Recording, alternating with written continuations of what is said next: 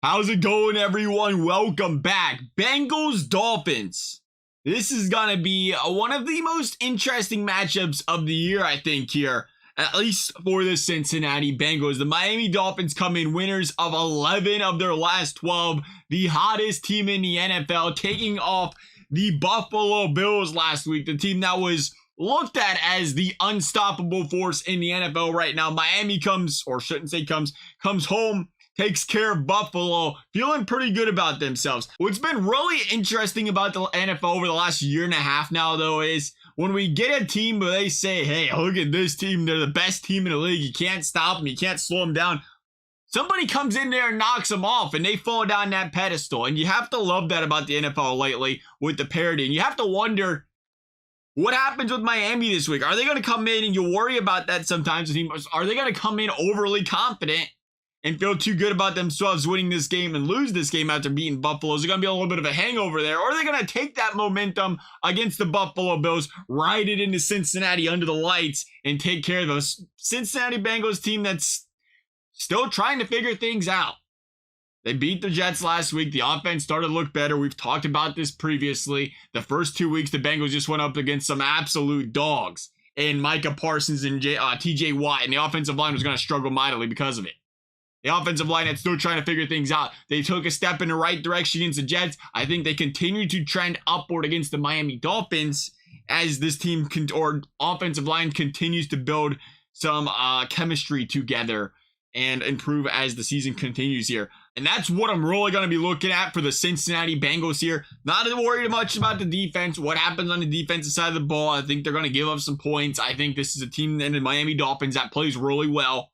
But I'm looking at what the Cincinnati Bengals can do from an offensive standpoint. A team that it's still continuing to make some silly turnovers. We've seen Chase not hold on to the football last week and fumble it, give it away.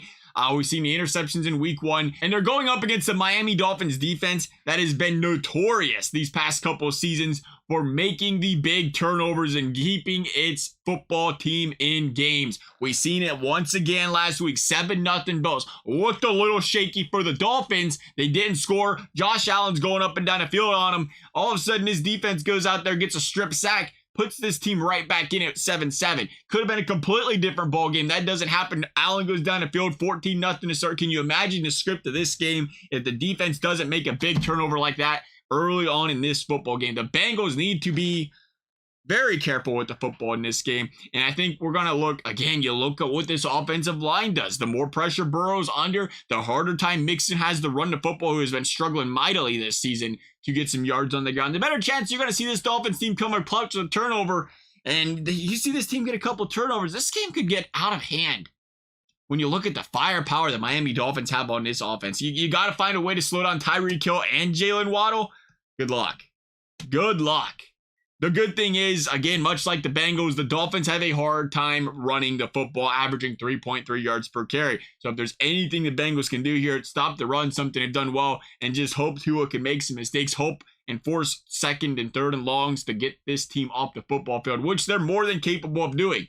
This is a Bengals defense that has proven time and time again they can slow down the power offenses at least enough times to keep their quarterback and their offense in games. A Dolphins defense that is the 31st ranked team in the NFL right now in yards per game allowed. It has not been the prettiest. One thing they did do well last week, though, against Josh Allen and company was keep things in front of them. They did not allow the big plays. Josh Allen feasted, though, on those underneath passes, specifically to the running back in Devin Singletary. Joe Mixon's got 20 targets on the year, second highest for the Bengals amongst their pass catchers.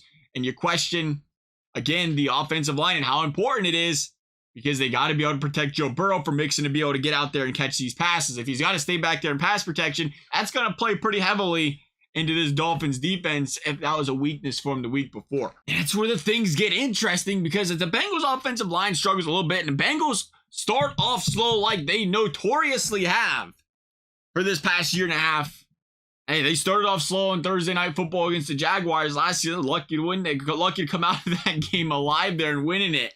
Meanwhile, Miami's been tough on Thursday night on the short weeks these past couple of seasons. Miami comes ready to play some ball. You think that favors the game planning, the short week. The Miami Dolphins have proven they can play it, and they've proven they can get out to these quick starts, favoring the Miami Dolphins in this game. And you go back, though, and you wonder, the problem the Bengals have, the biggest concern they have in this game, sticking with the Dolphins winning this football game, again, is their offensive line protecting Joe Burrow throughout this football game so they can get off to a hot start. And the Miami Dolphins had a big problem last week of possessing the football. They were outplayed 90-39 on offensive snaps. They was out time on possessions 40-20 in this game. And that is going to play, again, heavily into a Bengals offensive line if they can wear down that Miami defensive front throughout this game where Burrow's got more time to throw the football. If the Dolphins can't put together long and methodical drives to keep their defense off the field and keep them rested. A matchup that clearly favors the Bengals until the Dolphins can prove they can do this. It's a game where I feel like you truly can find a way to swing the pendulum back and forth from one team to the other and why they can get the upper hand in this game. I think it's going to be a close fought game. We're hoping to keep our record intact. I think last year the Bengals were undefeated when we predicted them to lose. And as long as the Dolphins are playing like they are, short week, how do you go against them? I'm going to say it's really tough. It almost feels like a still must-win game for the Bengals going against the Ravens next week. I'm going to say the Dolphins win this one 27-30.